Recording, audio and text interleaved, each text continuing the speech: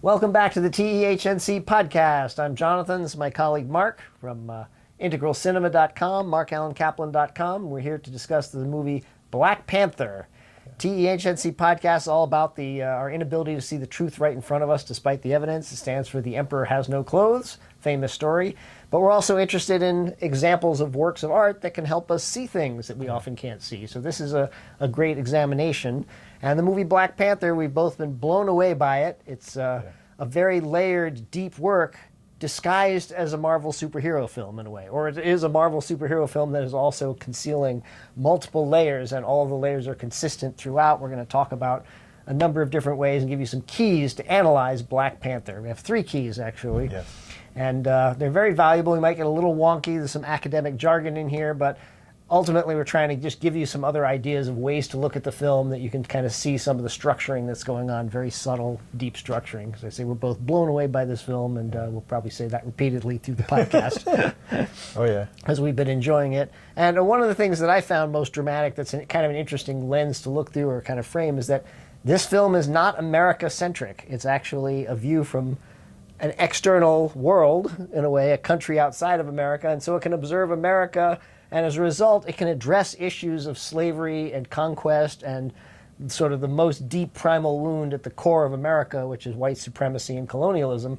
It can address those outside of the construct field of white versus black, because it's black people observing it and black people reacting to it in the film. And I think that's a very powerful sort of an undercurrent to think about when this film is working. Yep. And do you have anything to add before we start discussing some of the keys here? Yeah, so that's just like one example of a very subtle but powerful frame.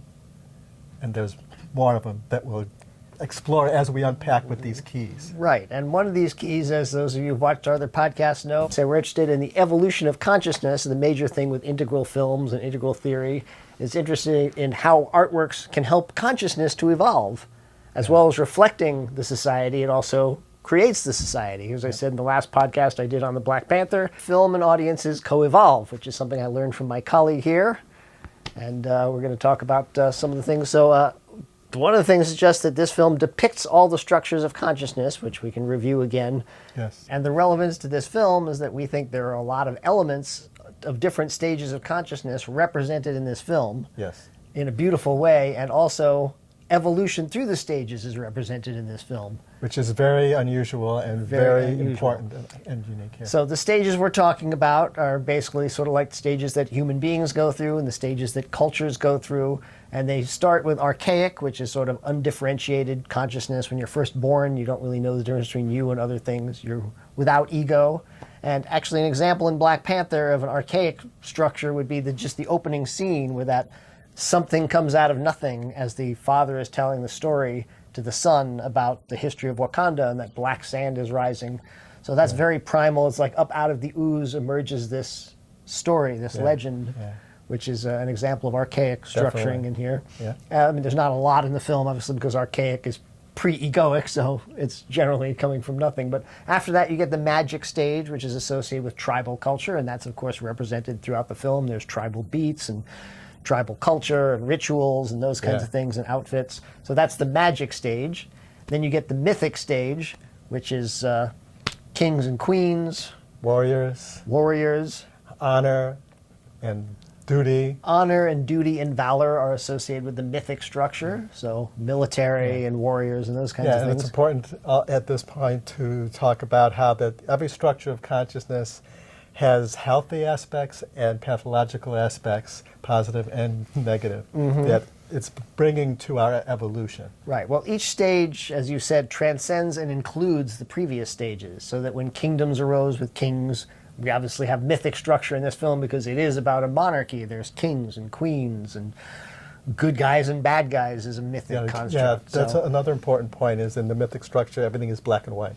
Black and white. Typically, Marvel, at least sort of structurally, Marvel is very black and white. You have superheroes. Superhero films tend to be very mythic. Although I think the Marvel franchise the film franchise has sort of moved away from that and gone to some more explorations of the good and bad can overlap. Yeah, this definitely. film has sort of a center of gravity in mythic, but it's not a mythic film. It's actually very pluralistic. And integral. And integral even, right, correct, as we get to the stages. So we have magic, mythic, and then from mythic you go to rational. So that's where you accept rational thought, science, technology, sometimes mythic. We have a beautiful example in this film. We'll talk more about the mythic and the rational, but when you have mythic, you have Okoye, who is the general in the Dora Milaje, who is a good character, but she says, I'm loyal to the crown when Killmonger takes over. So that's where her rational mind isn't able to realize that just because I'm loyal to the crown and that's a mythic value, but sometimes you have to look and say, oh, this is actually a dangerous guy. I got to actually resist him. Yeah, now that brings up a great point, is that this film does a beautiful job of representing the structures in the characters.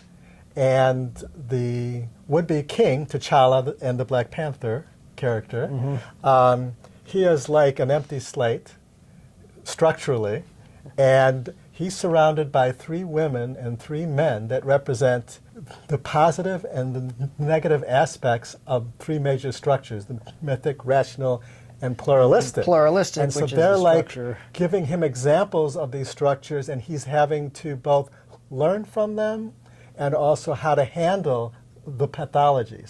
So he's learning the wisdom of each stage from the women, basically, because they represent the healthy aspect of those Aspects stages. of the stages. And he's learning to deal with the pathological through the men and how to kind of work with those and transcend them. And, so he's kind of getting an education throughout the film in the structures of consciousness, so that at the end, when he becomes the king, he also becomes an integral king. And one of the points to this is that it also teaches the audiences how to evolve through the stages as well. Another great point. Whether you know it or not. And this, I have never seen so clear in any other film that I've tested, that it actually shows the characters shifting from stage to stage and how they do it. Right, or evolving upwards through the stages, from magic, mythic, rational, pluralistic, integral. That's amazing. Pluralistic is the next one, and that's where you kind of feel the interconnectedness of everyone. So rational is just, science and technology and rational thought. And we have lots of science and technology in this film. Exactly, and we'll talk about that in a moment as far as the structures as represented through the characters, but just pluralistic is where you get the interconnectedness, and then the next stage above that is integral, where you incorporate all the stages below, but you use whichever one is appropriate, and you realize that some truths are higher than other truths from certain fields, so it's not that all views are the same. You could see the bigger picture, and you could see everything else that's going on and try to integrate it. So another amazing thing about this film, as I've talked about in my other podcasts, is the depiction of women. It's very advanced and very egalitarian. The women are the equals of the men in some cases. They're better than the men, better fighters, wiser, smarter. They are his guides and his advisors, and they snark him. And there are 3 major women who surround T'Challa, and as you said just before, they represent the 3 major structures of consciousness: mythic, rational, and pluralistic. So we have the general, who is mythic, Okoye, and then we have the sister, who is rational. She's a scientist. And she plays the Q character. The Q character, right, exactly, and the James Bond Q character, which we'll talk about a little bit later when we talk about the story levels. But preview. Preview, that's right, one more key. But so we have that one. Then we have the Lupita Nyong'o character, who is actually the pluralistic one, who's out in the world helping people. She's a spy to help various, people who are being trafficked by the Boko Haram type of thing. It's in Nigeria, and I'm not sure if Boko Haram is in Nigeria, but so she represents the pluralistic structure, but they're all the healthy versions of it. So even Okoye, when she says, I'm loyal to the king, and she serves Killmonger, it only lasts for a little while, and then she realizes you're too full of hatred, and she turns on him. And we have to also point out that she particularly is personifying the divine feminine. The divine feminine, the general, which is really powerful aspect of this film as well. Which is a very mythic idea, I guess, as well, in a way, but that's a good mythic idea, isn't it? That's sort of... Well, the divine feminine could come through any stage of development, and it comes through that stage's structuring. Right. So, the divine feminine can come through the mythic as a mythic divine feminine. It can come through the rational or the pluralistic, in an appropriate form. Yeah. So, that's true, because the general, when we first see her, she's in sort of a lotus position. She seems like she's piloting the ship that's taking them home, but she's piloting it from a lotus position. And so she's sort of this divine feminine character who's also an amazing, intense, fierce warrior. So she's a fantastic character. And but as I say, there's a parallel to the women in the three major men in his life. There's sort of four. We'll talk about there are two mythic characters, but there's one who's close to him, and that would be the Daniel Kaluuya character, Wakabi, who is of the Border tribe. That's his tribe, actually. And the Daniel Kaluuya character also, he's mythic. I'm not sure if I mentioned this in my other podcast, but there's a great key I noticed the second time through this film, which is that those scars that Killmonger has, where he says, I got one of these for each kill. Once you know what those are, when you see the Daniel Kaluuya character, he's like one of the only other characters with all the scars on his face. He and the elder of his tribe also has a ton of scars on his face. Yeah. And you'll notice that the second time through, so you realize that these are people who are much closer to killing and violence than, say, the characters who don't have scars on their faces. And it really tells you. But so the Kaluuya character is the voice of anti-immigration. He's like, no, we don't want to let them in because we'll lose our way of life. He sees very black and white. Sees things more black and white. He is the one that T'Challa makes him a promise. He swears him, I'll bring you back Chloe to you, dead or alive. This is the guy who killed Kaluuya's father, and then he fails to do that. So and failure to fulfill a promise for Mythic is not cool. For a Mythic, right. So when Killmonger shows up, and Killmonger's more powerful, and he's like, we're going to free people, he's like, yeah. He's like... He shows up with the guy who killed his father, so right, he gives exactly. him that. So there's an example of the mythic structure that becomes pathologized. He follows Killmonger, and he's ready to go to war, and this... He does have a very powerful transformational moment where he evolves up from mythic, and he sees the error of his ways at the hands of a divine feminine. Yes. Oh, yeah, the general, his girlfriend, by the way. His girlfriend. Stops him and his rhino in their tracks. Now that is an amazing scene in this film. And again, I pointed this out in my other podcast. This is a Marvel superhero film. It's a popular entertainment. It's other than Star Wars, there's not much more into the pop realm you can get. And yet to deliver such a deep, powerful message of the divine feminine who stops this rhino with love, because the rhino knows her and stops and licks her immediately, and yet she's also fierce, so she's the alpha to the rhino, and to him, in a way, he like stops and he's like ready to come down, and he doesn't know what to make of her. And he says, you wouldn't kill me, would you? And he says, my love, and she says, for Wakanda, immediately, without question or whatever, and that tips him out of his trance, in a way, his mythic trance, and he sees, oh, this is crazy. He looks around and sees Wakandans fighting Wakandans. And that's kind of waking up out of his mythic trance. Brothers and sisters fighting one another, in a way. Yeah. So that's a beautiful moment, and so that's the mythic character who evolves. There's also a male rational character in this film who's also a protagonist, but a very pathological one, and that would be Agent Ross. Yeah, yeah. The CIA guy. The CIA guy, and he is kind of representing the deep state. And he's not, which is interesting, he's not, even though he's representing the pathological patterning of the rational stage. And I would say he's a good person. Right, I would say it's pathological because he says twice in the film, he talks about, oh yeah, that's what we trained Killmonger to do, to kill people and to destabilize governments. And he's kind of like numb to what it really is he's saying. Right. He doesn't recognize what he's saying. Right. Although maybe, as you say, he begins to recognize it. Yes, he does. Because now he's inside the construct field of an entity that's not America and not the CIA. Another country in Africa, which... And the other characters feed it back to him. Mm-hmm. So when Shuri... When Shuri calls him a colonizer. Yeah.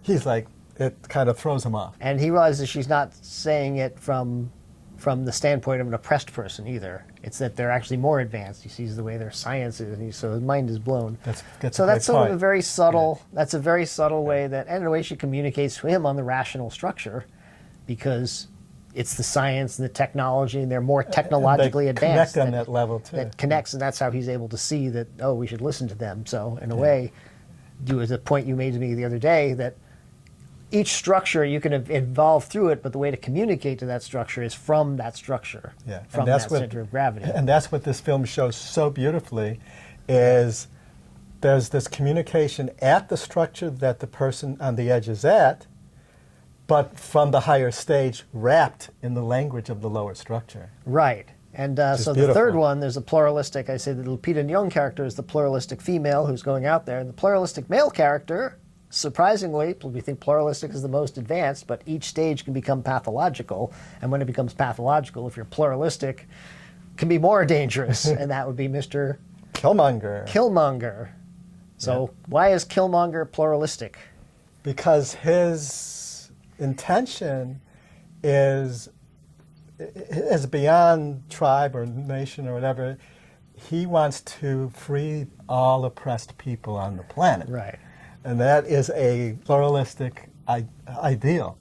Problem is that he's kind of lost, and he's bringing the mythic pathology structuring into that ideal. So he wants to become king. He wants to destroy all the oppressors and become what he actually hates. Well, arguably, he grew up in a mythic environment because ghettos, people have pointed out that people will tend to retreat to mythic in more dangerous situations. There's more life and death. So you are more us and them because there's a survival issue to it. Yeah. Whereas it's easy to be pluralistic if you're in San Francisco in a rich neighborhood, you know. So he grew up in this really difficult environment, and he lost his father, so he has a primal wounding that we see as well, which can make you pathological. And he grew up without his mother too. Without his mother, presumably. Well, we just know that they aren't together anymore, I guess. Yeah. Feels like maybe something got left on the cutting room floor there about the mom. Or maybe the mother's going to show up in the future at some point. We'll see. I don't know. But they do just mention an American mother and a Wakandan father, but he's Wakandan. Yeah. But nevertheless, so we have this example of this pluralistic character who's extremely pathological and dangerous, but not a villain. None of them are villains, which is the best, most beautiful thing about this. Yeah. Like a Killmonger, as you pointed out the other day, we see him first as a child. Right. Oh, this is a very key point in this film, is that we kind of fall in love with Killmonger the moment we see him as a child. So you fall in love with that kid in the opening scene looking up at this spaceship in wonder, and he just seems like a cute kid who's filled with wonder. So we kind of have a warm feeling for him. So it's really, really a painful moment when we discover that kid, who that kid is, and we see him again later looking up at the spaceship knowing that he knows what the spaceship is, and he runs up and finds his father dead. So that primal wound, we feel it in us too, because we've fallen in love with that kid in the opening scene. And then we see him just how much anger and hatred and bitterness and stuff he's carrying, and he can't possibly really be a villain there. He's just a dangerous character. And the film does that throughout, is that no character is a villain. Except for Chloe, in a way. Chloe is the traditional villain, and what's brilliant about this film is it's structured in a way that leads you to think that he's the villain. But he isn't. And plays with tropes as well. Villain. But ultimately, he's just a red herring. He's being played by Killmonger, actually, who's really the mastermind of this whole thing. And Killmonger does transcend his pathology, I think, at the end. Yes. Basically. He goes through this extraordinary ending scene. Beautiful. And he does kind of transcend. He wakes up. He wakes up. He wakes up. He says, he doesn't, it's not really stated specifically, but he sort of says, why would I have you fix me up so you can put me in jail, so you can put me in prison, you know? And it definitely seems like when he looks and says, my daddy always said Wakanda's beautiful. But he goes back to that childhood moment. So, and his performance is so brilliant here because his whole energetic field shifts. It's like he relaxes for the first time. It's like you could almost feel his love for his father. You know, it's like he lets down his shield. Right. And he's basically reflecting, you know, and basically saying, you know, his father had promised him to come and see the beauty of his homeland, and he hasn't seen it yet. Mm-hmm. And so then T'Challa takes him up to the top of where they are and helps him to see it. So he gives him that moment, you know, and then in that moment, it is like the fulfillment of the beginning. It's like we've come full circle, you know, for him to actually see the beautiful sunset, and he's able to see beauty, which we have no indication any other time. Right, in the film that he actually can see anything beautiful. Even in, we'll talk a little later, when he goes back and talks to his father and stuff, he doesn't seem to be able to grok that moment. And we'll talk about that a little later, but that's true, yeah. So that ending is really quite spectacular in that way, and it seems like it's showing you that pathology, that pluralistic pathology, and advancing. And the beauty here is that every character especially the ones who represent the structures, they all kind of go through some kind of developmental shift. Some of them don't shift from stage to stage, but they overcome an obstacle that keeps them from fully being healthy in that stage. And so it really is giving this kind of visceral representation of the arc of development. And the reason this matters to us, though, is because audiences and films co-evolve. So Yes. films do have the potential to evolve human consciousness and move us up the ladder to be more loving, more tolerant, more understanding, all these things that have to happen because, as you say, all problems are problems of consciousness. Yeah. So we're always interested in films that can help the human race evolve, and this by being a giant, huge popular work that made $1 billion in 4 weeks or whatever, 5 weeks, you know, and being all the other things surrounding it, that it's a black director and an all-black cast and all those kinds of things that we're going to talk about probably also a little bit later. It inverts so many different things, and yet it does it in such a beautiful, subtle way, so it really has a lot of power to help people without them knowing it even. And we will unpack that potential power and all that in our third key. Our third key, right. Well, our second and our third. So the second key we may as well bring up now is that there are 4, actually, and there's this integral theory, 4 different levels to the... This is integral cinema theory, integral actually. cinema theory, that's your theory then. Yeah, It's not just the story layers, but there are 4 different layers to the narrative. Well, let's go really first and say we got the textual, subtextual, metatextual, and transtextual. Right, those are the 4. Those are the 4. And so the textual is basically the objective stuff that's really easy to see on the surface. And that's the plot and the behavior of the characters, you know, like their actions and stuff like that. That's all that we can see at the textual level. Right. So For example, in this film, one of the major plots is the transition of power from one king to the next. That's like a major plot that goes through the whole film. Right. So that's like at the textual level. Then the subtextual level is what's going on in the characters, their emotional arcs, their kind of psychological challenges and stuff like that. And so, for example, connected to that big plot line of the transition of power, we have 2 characters, T'Challa and Killmonger, who end up vying for that power. And they each have father issues, very different, but they each have these father issues and primal wounds that they have to deal with. Does T'Challa have a primal wound? What's T'Challa's primal wound? Oh, actually, he has a wound, Yeah. a primal wound in this film. Yes, he does. Oh, his father's death? His father's death. T'Challa's primal wound is more recent that we're seeing. And in this context, his primal wound is the death of his father, which happens in Captain America: Civil War. Right. And this whole film is he's kind of trying to deal with that, trying to deal with the loss of his father, the guilt that he has that he wasn't able to protect his father.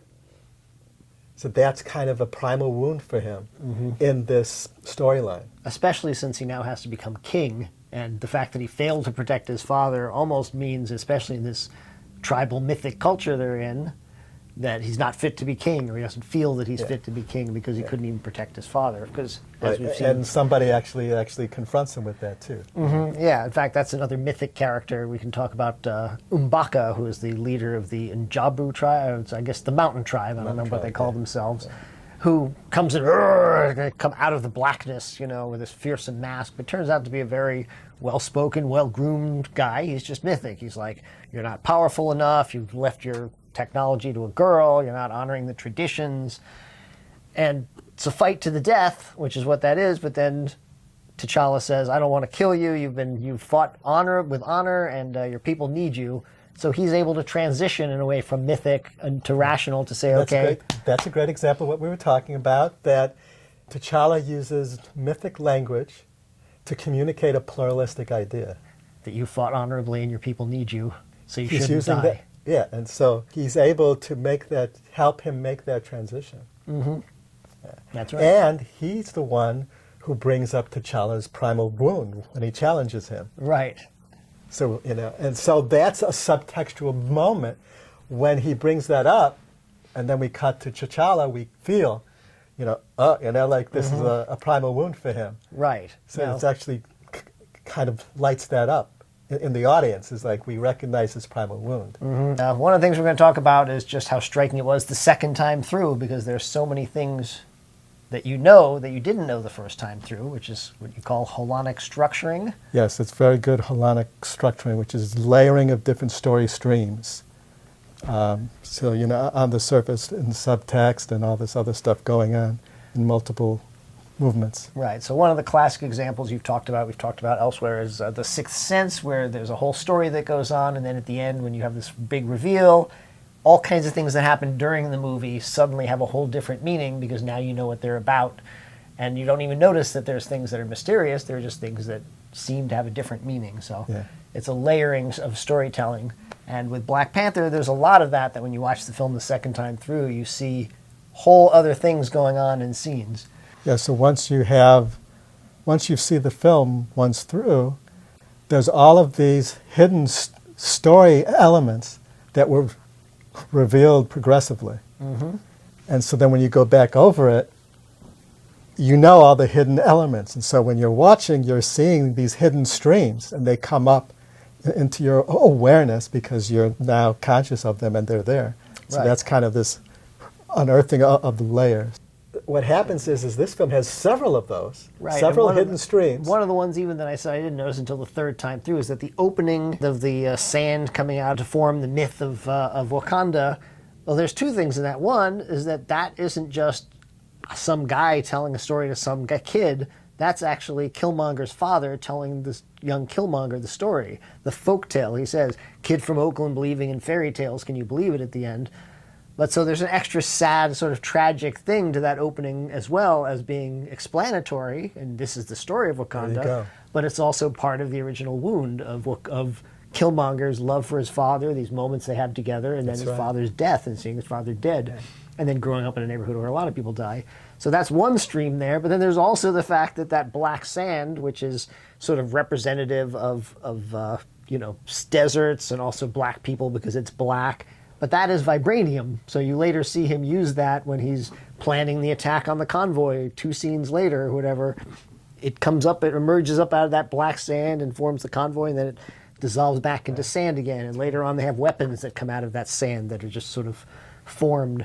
Yeah. So it's, I don't even know if the terms of foreshadowing or if it's just laying down this subtextual level. It is, what's going on here is that this is the holonic structuring, is that everything that's happening in the frame is connected to a deeper, more expansive stream.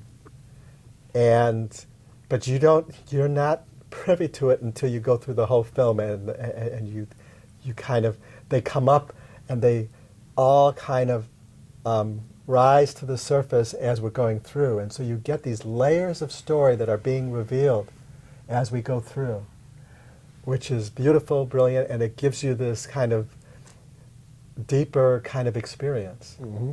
And then when you go back and see it again, all of those hidden layers are now in your consciousness. Or some of them are. Some of them are still hidden for you. Like for me, I didn't see some of the stuff until the third time. Mm-hmm. There's so many of them, and they're so hidden, and they're so interlaced, and they're so. I can't say this enough. I've never seen this degree of. We're jumping a little bit to the third key. Complexity. Of complex communication wrapped in very simple structures. It's masterful. So it's like you don't even have to see any of this under the current stuff that we're talking about to experience a great film. Mm-hmm. It works on that surface superhero film level as a great superhero film. And one of the great things with this film is there's a lot of subtext that becomes text the second time through. But yeah, that's one of the beauties. So like one of the examples is the opening scene when in Oakland, when the Prince Njobu, who is the spy who's been sent down to keep an eye on them, and he has his buddy, and they're planning what looks like a heist, but it turns out they've been stealing vibranium in order to liberate people. And then the king shows up, who is T'Challa's father, because it's 25 years ago, and the other guy is pretending he doesn't know who the king is, so he's like looking around like, who's this guy? And he's like, so that guy is acting, in a way he's overacting, but then the second time through you realize he's not overacting, he's just acting like a guy who's acting. Right, and so when we first see it, that fact that he is a spy is subtext until it's said that he's right, until a it's spy. said that he's a spy. So that's a textual subtext level shift. And so, and the second time we see it, we know that ahead of time. So the first time we see him before anything's going on, we know. So it becomes at the textual level for us. And one of the other great scenes that I enjoyed the second time through was Killmonger in the museum, which is actually all of the stuff where Killmonger, before he kills Chloe and heads to Wakanda, everything he's doing, he's actually playing three-dimensional chess with everyone around him. Not only the people in the museum, but also his co-conspirators in the robbery, which is a wonderful moment. I mean, he's basically... And the first time, all of that is under the surface, in the subtext, and hidden. And the second time, his performance is even better because you realize he's acting the part of a guy who's a CIA operator pretending to be a thief, Who's pretending to be a CIA Wakanda. operator. He's not even a CIA operator. So Martin Friedman says, when Martin Friedman says he's not a Wakandan, he's one of ours. But he's not one He's of not yours one of either. yours. He's actually God. He's actually here. I think what is he, like a triple agent? A triple agent, exactly. You know. Triple agent, whatever. So that stuff is really great. But also, there's all the subtext. Now, some of the other subtextual stuff has to do with race, I would say, in this film. Or is that That's metatextual. That's the next stage. The metatextual stage. The metatextual stage, which is another stage. I'm sorry, it's not a stage. And That's the metatextual level. Level, right. Metatextual level. And that is about themes, ideas, what the film's trying to say about certain things. So, and a film could have several themes and several kind of ideas, ideologies, notions it's trying to get across. And this film has a lot of has them. a slew of them, all interrelated though, which is brilliant. So, beautifully put together. It comes at them very simply but deeply, which is beautiful. So race, obviously, racism, colonialism. And the racism is expanded into oppression. Oppression. And this film is quite explicit about structural oppression and does some fabulous things like one of the opening scenes, the opening action scene, when T'Challa decides he wants to get Nikita out of this convoy, not to rescue her because she doesn't want to be rescued. She's a spy.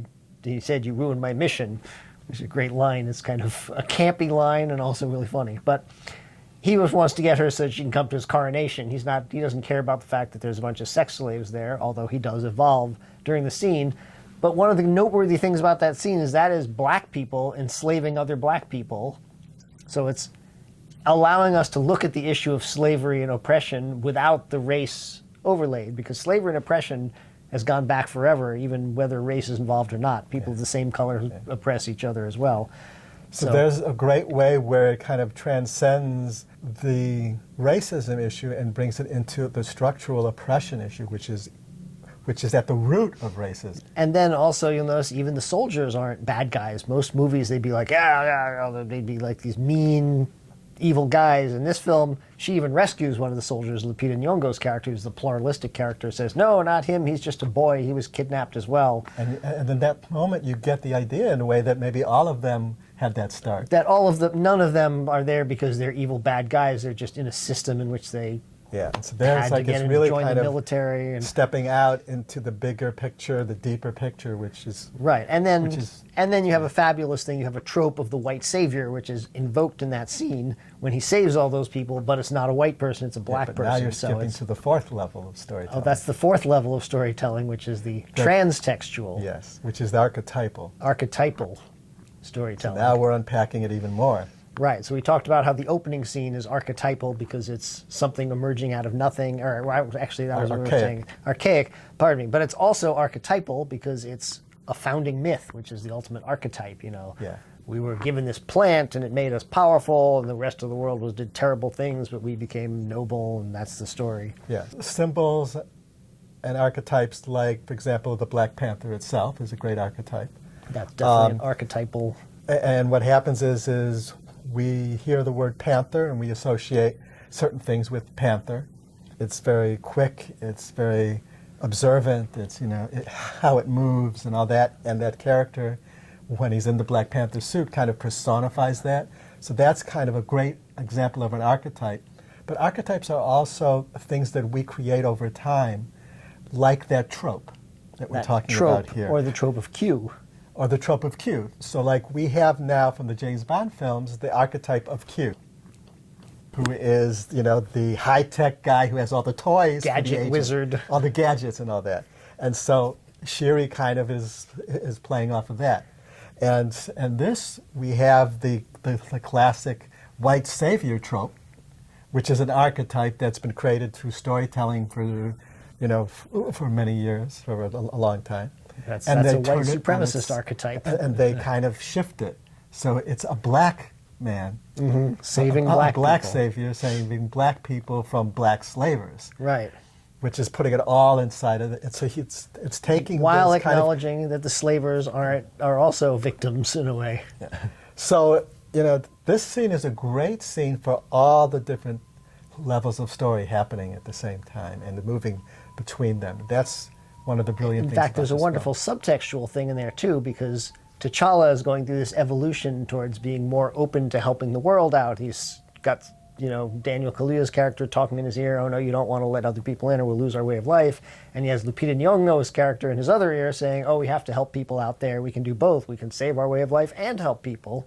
And he's evolving towards her direction, towards actually helping people. And in this scene, even though he's there to get Lupita Nyong'o, he sees the people. There's a moment where he sees them as they're thanking them for saving them. He sees that he has just freed people who have been oppressed, and there's that moment that he starts to wake up. He starts to wake up to the pluralistic. In terms of, for him, it's not waking up because he's kind of like caught between all the different voices, but he's getting it. He's kind of feeling it.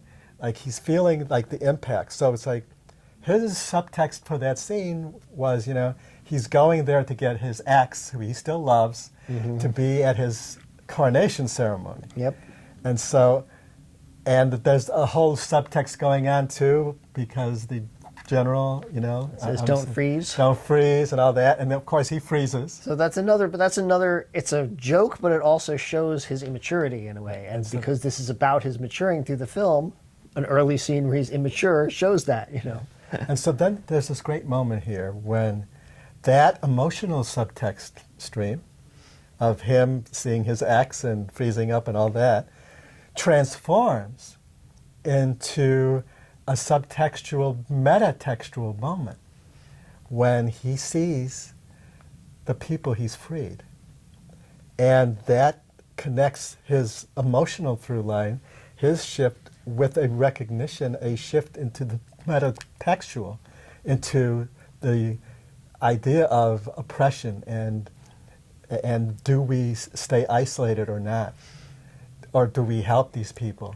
Right. And it's like it takes that subtextual stream and opens it and intertwines it with the metatextual stream. It's beautiful. So our point is that this film is doing things that most other films don't do. They don't do it that richly across that many different domains in the same scene. A lot of films attempt to do this in different ways, but this film is able to do it on all domains, all levels, all structures, and in a way that's so simple and yet complex. Right, because there are several other noteworthy things just in this scene. Is the fact that his entrance is epic. He does like this and slides out of his spaceship and drops down, and it's the coolest entrance ever. He's a superhero, and he throws them all around and stuff like that. And transtextual all at once. All at once. And then we have, after Lupita Nyong'o says to the people they've rescued, take this boy back to his village and be on your way. And then the general, who's the mythic one, says, tell no one about what you've seen. Very stern.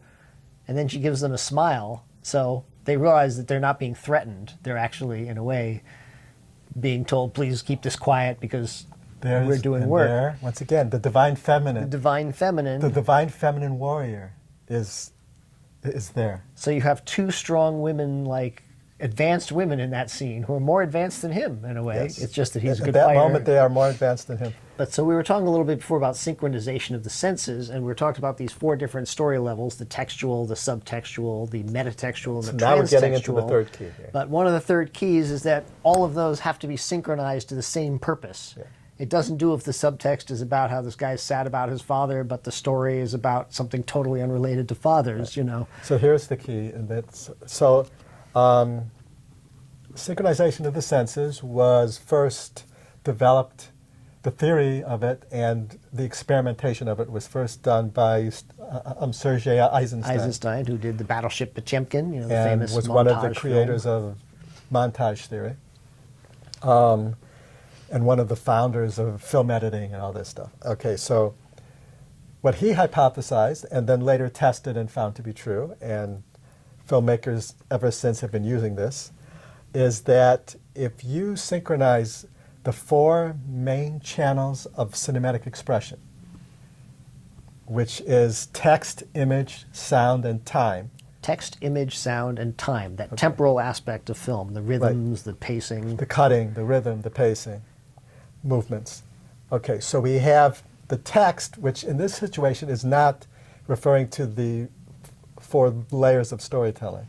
The text is a broader term for the story, the characters, the subtext, all of that stuff is part of the text. In Eisenstein's In formulation of Eisenstein's text. theory. Right. Okay. Narrative and the themes, all of that is part of the text for that thing because they're hidden underneath everything else and they move through everything else. So you have the text. Then you have the image, okay, which is the visuals, what we're seeing. Yep.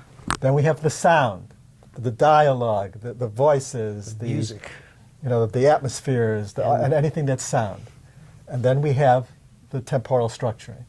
And then if you synchronize all of those across all levels of storytelling, because textual, subtextual, metatextual, and transtextual can be communicated actually across all 4 of those.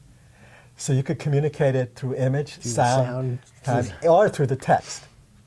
You know. So if you synchronize all those, you get what he calls synchronization of the senses. So they're working towards a common purpose, in other words. If you synchronize them with what you want to say, what you want to, how you want an audience to feel, then you can create an embodied lived experience. And the better you do it, the more powerful it is. Filmmakers who have been playing with this include Alfred Hitchcock, Stanley Kubrick, Spielberg, George Lucas. I mean, all these, you know, very powerful filmmakers. So this is kind of like a oral tradition in the cinema. And what we find in integral films is that integral filmmakers tend to do this even more. And, as exampled in this work, and in some of the other integral films, they synchronize that with the structures of consciousness. With the mythic, rational, pluralistic, integral So now you've got even more potential for potential transformation. for transformation. That's one of the key things, and one of the reasons we love this film. And the first time through, I was just like, wow. So, I mean, just the fact that this is all black and there's so much black representation is mind-blowing. That was one of the things I talked about. And when you put all of these themes and all of this subtlety into that frame, I mean, this is just, it's just an astonishing film. Yeah. And I mean, every theme is interconnected with every other theme, and then it ties into the subtextual stories like we were talking about. And then the transtextual is connected to all the themes and all the, so it's just, and represented in, and all the structures are kind of embedded in all of those, and all the themes, and all the archetypes. And transformation from one structure to the another. next. So this is all swirling under the surface of this film.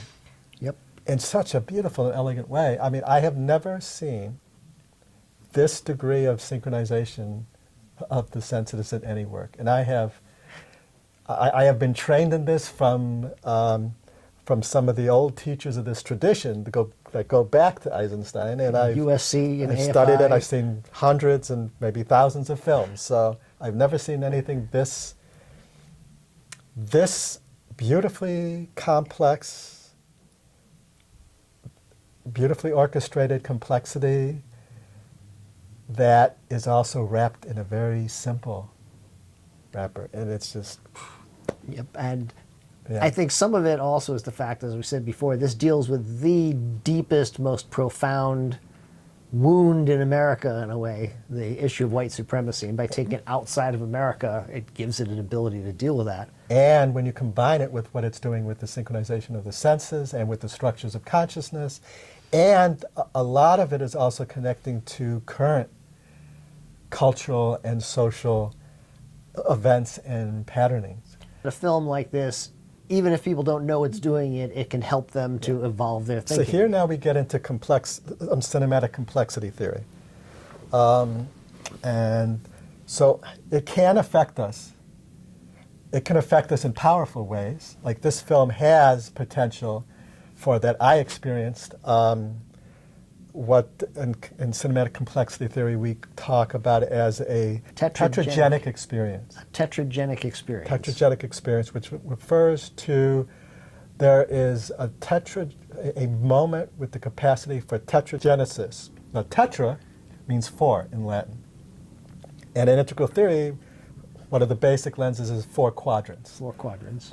And so in this, we have from the complex thought theory of Edgar Morin, a French sociologist, who actually analyzed film and has 2 books on cinema. 2 books on cinema, Yeah. right? As it would apply to this film. All right, so we have tetragenesis, which is transformation in all 4 dimensions of, and these 4 dimensions are in the work itself. So we have what we call synergenesis. In the work itself, there's transformative power, that we've got the synchronization of the senses, all levels, all channels of expression, structures of consciousness going on. Yep.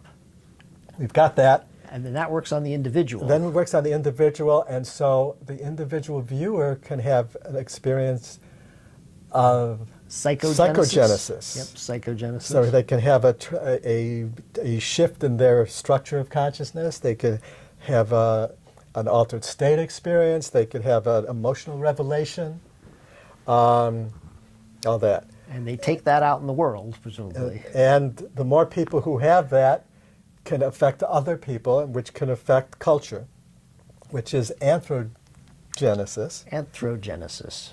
But anthrogenesis could also happen in the individual viewer before they even go out into the world, because it could help us transcend or become aware of our cultural constructs, and help us open to a wider cultural construct field. And then there is the final genesis, which is sociogenesis, which can affect structures in society. Structures in society, so that it Right. can actually make real change in the world.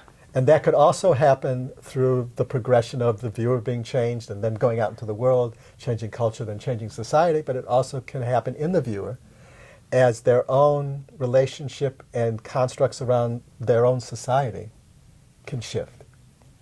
Okay. So this film has the potential to create Right. a I had a tetragenic tetragenic experience in this film. You had one, in fact. I had one. In that moment, which we'll talk about, I had a emotional kind of catharsis. You're talking about the moment at the end. Yes. Which, I had an emotional catharsis. Some of my cultural constructs around racism were kind of revealed to me and shattered. Some of my biases that I didn't know were there were revealed to me and was blown away by it.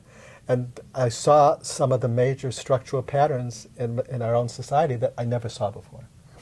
All of that in one moment. And so that's why I know there's a potential there. Not everyone can feel it. And we'll talk a little bit later about how, if you don't feel it, it could still affect you. But right now, that scene is when Killmonger has that mortal wound. The dagger in him. The dagger in him. and he's given the choice of them to try to save him. And he says, why? So you can put me in prison? And T'Challa has no answer to that, which is a really key point here. Even this super pluralistic, advanced nation doesn't know what to do with a criminal like this. You know, black men are put in jail. That's kind of what happens to them, and there's no answer to that. Very profound moment. And then he says,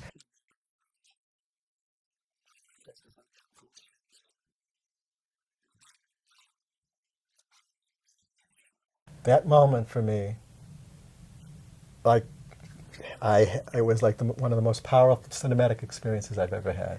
And it did all that in that moment.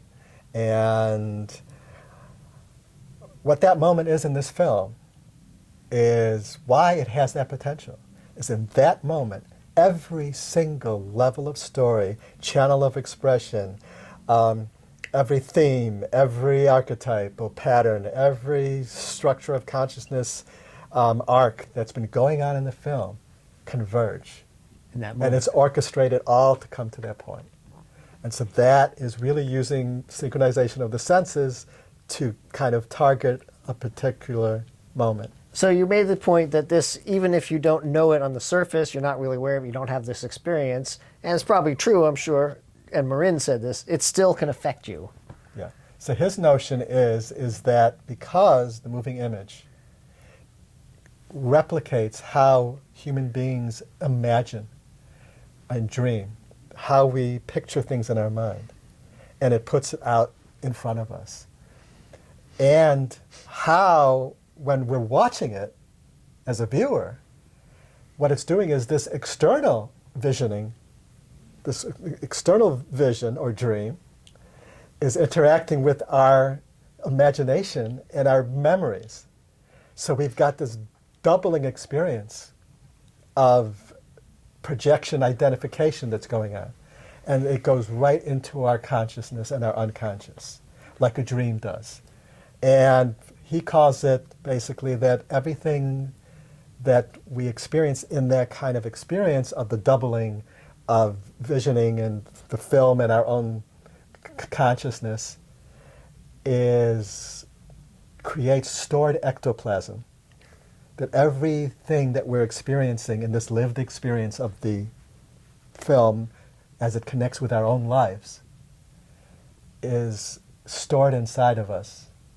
And it's inside of our minds, inside of our brains, and it works in subtle ways. So it could plant seeds for the evolution of our own ways of being later on. And I believe that, and I think there's a lot of good anecdotal evidence that, this is, Well, it definitely seems to me like people are going to watch this film more than once. It's and gonna we all come know out that films can have a powerful impact on people. I mean, Extreme, was like, when Psycho came out, there was a major psychological crisis in the United States Really? anyways, where people had fear of going to the shower. Oh, yes. Like, really couldn't even shower. Jaws supposedly Jaws, scared people. But can't this go in the film, water. because there are so many layers that revealed themselves to me over time, I just have to assume that people who see it more than once, the more often they see the film, the more they're going to that lesson is going to continue to get deepened and deepened, which is just awesome about the film. Yeah. Because it is so layered, you can continue to see things as you see the film. Yeah, and it just will play on your unconscious in potentially beautiful ways. And, Fantastic. That's great. and we already know that it has already had some cultural impact. For sure, huge. Because we've been reading all these great articles by these African American writers. Right. There's amazing writers who are writing both American and African, actually. So people from the U.S. and from Africa who How are black it is and are waking talking them about up to certain things they weren't aware of, how it's helping their communities. how it's helping them see. One woman said she wished there was an example like Shuri when she was a girl because she was interested in a STEM career, technology career, and there were no really examples of that. One of the other themes that I thought was so interesting is that idea that many African Americans feel like Killmonger, that they're abandoned in a foreign land because African Americans were Africans for thousands of years, and then they were kidnapped and brought to the U.S., and then they were told, okay, now you're Americans, but they've never really been full Americans, and there's been so much bias, and so they're kind of like in between worlds, like Killmonger. So Killmonger is in fact a metaphor for a lot of African Americans as well, not Right. in terms of the violence and the desire to kill necessarily, but in terms of that feeling of wanting to go home but not being welcome in his home because he's not from there, and so. And another great point that you brought up the other day was how the film also represents so many examples, which is part of what you're saying, I think, here, is a part of so many forms of black excellence. That's right. This film models black excellence across all domains, in the mythic, rational, and pluralistic structure, in science and technology. And there's black excellence in the arts is modeled in the production design and the music, which is kind of a meta level because that's not characters in the film, but the music is filled with African beats and chants and modern African things. And this is a great point too, is that integrating. There's an example of the synchronization of the senses going into the visuals, is that the set design and into the sound with the music, is it's integrating all these levels and structures into the sound, into the visuals. In a very conscious way, I would say. It's the people who did this film knew what they were doing. I mean, you could see in the set design and in the music, you've got primal images and primal sound.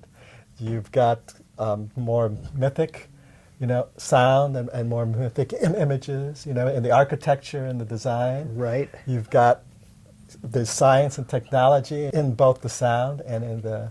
But then you also have an integration of them, too. You have music that mixes them together. You have the throne room is this modern, cool, mythic room, but it has a mud floor, like from a village.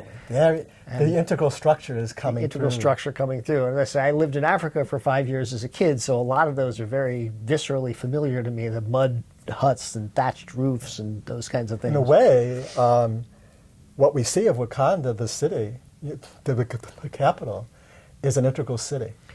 It's a hybrid between the hanging baskets and the mud and the colors. Even the buildings, you'll see glass and steel with a big mud. thatched roof coming off of it, stuff like that. So it's integrating on all those levels. And we may as well talk about the one other thing I thought was extraordinary about this film is that it had not one but 3 psychedelic scenes in it. And they're not crazy, wacky, acid trip psychedelic scenes. They're very reverential, very realistic in a lot of ways. In my previous podcast, I said there were ayahuasca scenes because that's sort of the best known psychedelic now that a lot of Westerners are going to Peru. But this being an African film set, and it's probably ibogaine or iboga, which is a Gabonese psychedelic. And ibogaine is famous for actually taking you back through your whole life history. So you see all your patterns. It apparently can reset your opiate receptors too. So heroin addicts find it very effective, but it's also effective because it shows you all your patterns. And in this film, they do go back and talk to their ancestors. I don't know if ibogaine does that or not. They go back and they also go up into the cosmocentric, into the ancestral plane. Into the ancestral plane. And so there's there's maybe 4, but there's 3 that are officially psychedelic experiences. And the first one is when T'Challa takes the psychedelic when he becomes the king, and he goes back and he's able to see his father again, who he wasn't able to say goodbye to, so he has some closure there. I don't know if he goes back or he actually visits his father in the moment. Pardon me, he visits his father. He doesn't go back. He visits his father. I meant go back in the sense that he had unfinished business that he's able to finish, but not by going backwards, yes. So he visits his father in the ancestral plane, and he drops to his knees and says, "I'm so sorry, Father." And his father says, "Get up, you're a king now," which is a mythic transmission. You're a man, you're a king, be strong, but it's what he needs at that moment because doesn't know if he can be king. So he gets the message he needs. He has some reconciliation with his father, or at least he reconciles some of his feelings there. And he emerges and he's able to be the king. And then he has other challenges later on that he's able to reinforce because he's gone through this. He's not fully the king yet. Right, he's not fully, but that's an important step in his journey. Yes, He's like, I guess very important step. I am ready to be king. My father said if he didn't prepare me, he didn't do his job. And I don't want to say that. He did his job. Yeah. So it's a beautifully done scene, too. They're very subtle, and he just drifts and submerges into the ground, and they bury him, and he goes there. And there's that great, I think the other day you were talking about, there's that great transtextual moment where the father appears... as a tree of panthers. There's a panther. His father actually comes off of a tree as a panther and becomes his father. And becomes his father, which is a beautiful moment. It's an archetypal moment, and... It's kind of when you go into the ancestral plane, I guess everyone's a panther.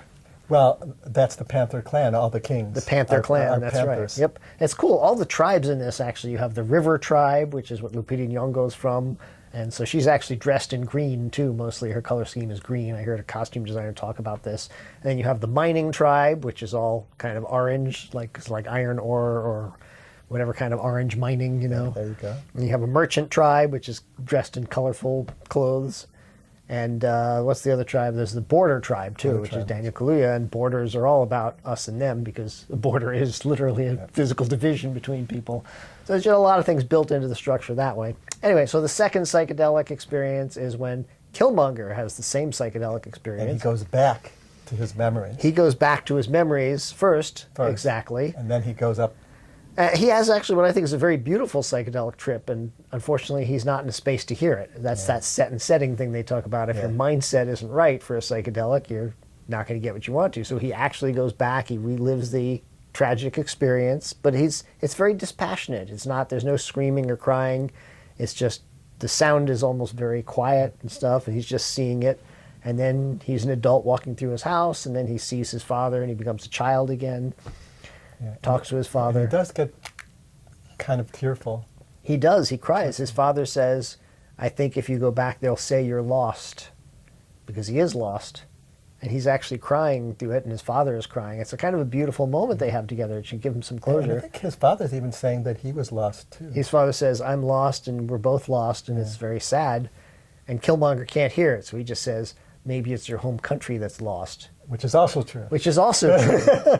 So the fact that he can say something that's true in the context of not hearing this other thing that's true, he just can't see the whole truth. He can't see the whole truth, right. He can't see that he's lost. He's right. just projecting it out. Right, so he's actually crying. That's the moment you see he has these emotions, and he has a lot of pain, that hidden, lost pain that's in him.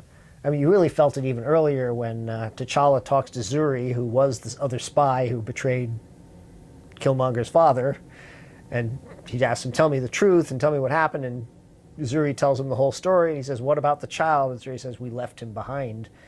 He's like, oh man, and then you cut to that amazing scene of Killmonger dragging the body of Chloe to the border, you know, from the plane to the Wakandans, and he just looks like a man on a mission of just anger and bitterness, and he's just been wrapped up in all this hatred and violence for so long.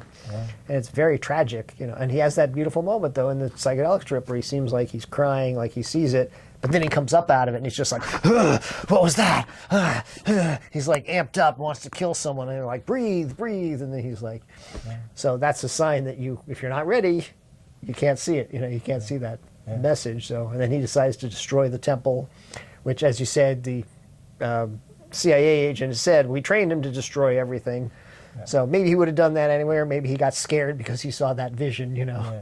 But I mean, it made perfect sense when the CIA agent said it, because it's like he's kind of destroying any other pathways into his power. Any other pathways into his burning power. Down right. any kind of pathway for the CIA, it's to all challenge about, his power. But it's not only the CIA. Actually, that's sort of been a colonial strategy for it's centuries, is to destroy the old cultures, destroy old religions, destroy old folk wisdom. So here you have the metatextual coming into this moment as well. Of that as well. So it's an action that the CIA does. It's in order to keep them from being able to rebuild their power base. So but the it's CIA a primal can pattern that people do to take over power. To take over in any case, right. So there's that wonderful vision where he's literally satanic, standing in front of the temple that's all burning, and there's this rising chanting sound. And then we go one of our favorite moments in the film, where you have this complete 180-degree revision, or swivel. A spinning camera that goes from totally upside down to right side up, which is indicating that Killmonger sits on the throne to indicate that everything is turning upside down. Good has become bad, dark has become light, and all these things. There's a great example of how the camera can speak. The camera is literally telling us viscerally that their world is upside down. Mm-hmm. And it's beautifully shot, too, because it's also a tracking shot in, and you pass Okoye, the general, who's just standing very mythic and very proper, but you can feel her conflictedness in that moment as you go past. Even though they don't show any reaction from her, you know that she can't be happy with this, because she's even given the Lupita Nyong'o character a hug, Nikita, after he took over. She's like, oh my goodness, this is terrible. And she says, come on, we have to go fight him. He says, I can't fight him. I'm loyal to the king. So we know she's a good person. She's loyal to the throne. Oh, she's loyal to the throne, right, exactly. Whoever sits on the throne, the king. And yet, when it tracks past her and has this whole inversion, you can see that dynamic going. And that's where you also see, again, the pathological, the mythic structure, which went a little pathological there, but nevertheless is in the right place, versus the Daniel Kaluuya character, who's right on board with him. He says, in the old days we did this. He doesn't question anything, anymore. He doesn't question it. He's bored just with, well, yeah, right. king. It suits him to have the hat, right? So anyway, that's a great moment that happens. That's the second psychedelic scene, and then there's a third scene where T'Challa uses the psychedelic. And in fact, there's a wonderful, we just saw a story the other day about when he says, glory be to Hanuman, that M'Baka says after the first, when T'Challa accepts his challenge. Apparently some people in India are upset that he uses the term Hanuman, but they do worship a monkey god. Theirs is a gorilla, Hanuman is not a gorilla. But there's a story in Hanuman, supposedly, that he went to the mountain to try to get an herb to rescue his brother, and then he ended up just bringing the whole mountain back. But it was an herb that could bring you back to life, back from the dead. So it's kind of a nice little transtextual or archetypal It's definitely patterning yeah. that they actually go to the mountains to see M'Baka, and they find out that T'Challa is just on the edge of life and death, almost joining the ancestors, and they have the herb which they brought there. But so it's a nice little They thing saved there. one of the herbs. They saved one of the heart-shaped herbs, and they give it to him, and he has another psychedelic experience where he, again, goes into the ancestral world and sees his father. And then here we have the completion of his transition and his arc in terms of he separates finally from his father, which is what his subtextual emotional arc is all about. Right. Is he's got to become his own man. Because his father says, welcome home, son, you're joining the ancestors, you're dead. And he says, why did you leave the boy behind? You were wrong to do that. All of you were wrong. And so now his responsibility is he has to go back and fix this mess that his father and all the ancestors had made by shutting Wakanda off from the rest of the world. That became pathologized in this extreme case of this child they left behind there. Yeah. And so he comes into his own. He wakes up. He also makes the transition into integral in that moment, where he's able to integrate all the different structures and see, that all the stuff that has come before, has caused all this, and I need to go back and fix it. Mm-hmm. I need to, And he comes out and says, give me a blanket, let's get to work. So it's a great moment. And then we think, in a way, there's a fourth psychedelic scene at the very end, which isn't literally a psychedelic scene, but when Killmonger gets stabbed, that's kind of what stops him. All of his forward motion of just killing and taking over the world and all this stuff just gets stopped. And he says, nice move, and it's like he's back in the hood. In a way, for me, now that you're saying that like this, talking about it, it feels like once he gets the mortal wound and he just melts and he opens up to being, like human, and he wakes up, it's almost like in that moment he connects to his father from his psychedelic experience. Right, I was thinking that before. And almost hears him, like you can almost feel like he's back there, energetically. Right. Like and that was the only other moment in the because, film where we actually feel him kind of open up. Well, the other thing is it's now his fate is to follow in his father's footsteps, to make the same mistake, to betray Wakanda in this dysfunctional way, and then he ends up getting killed by the king. And then he in self-defense, and then he understands. He talks about what his father told him about the beauty of Wakanda, and that he would show it to him one day, and he never saw it yet. Right, but that's also a callback to that opening scene where the father is telling the son about Wakanda. Right. So it's just a beautiful structure. Full circle. And then we're brought up. T'Challa, as we talked about, brings him up to see the sunset, and of course that tetragenic moment happens, for all of us, in some way.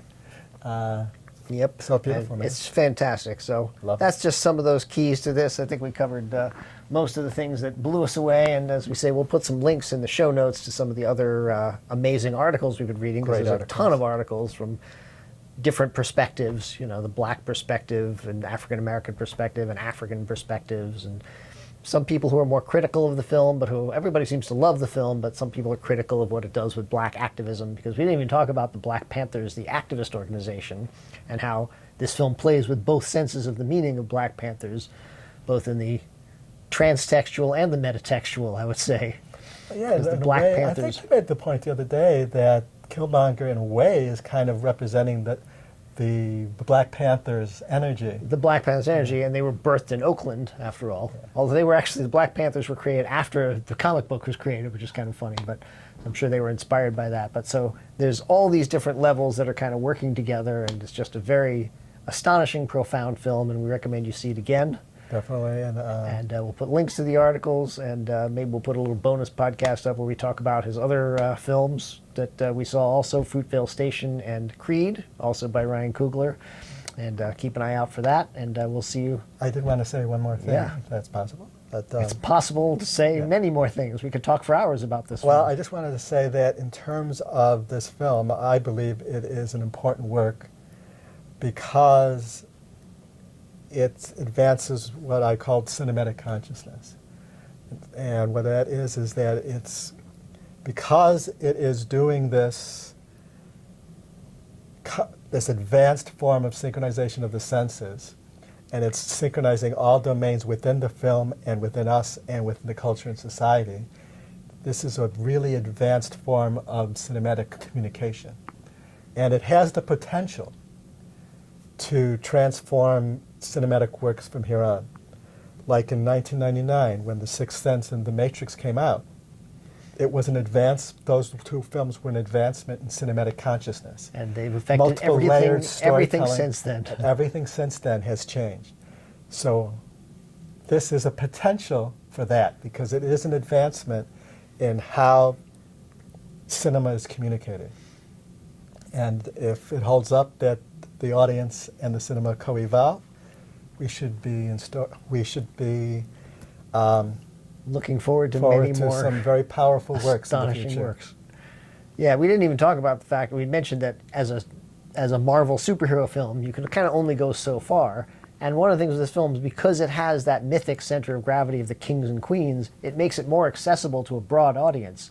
So we were just watching a little bit of Blade Runner 2049, which we also both think is an integral masterpiece and an amazing film. But that's a complex work, and that's hard to approach, and a lot of people didn't like it, and it's kind of hard to get into. Even though it works on many deep levels, this film gives you this surface level that's so entertaining and effortless and graceful and witty and kind of fun. And simple. The And all the characters are all complexity smart. of it is totally hidden. The complexity is hidden, and yet it all supports the story so that the more deeply you look at it, the more you see all these streams running It's through not it. separate from anything, but it's there if you can see it.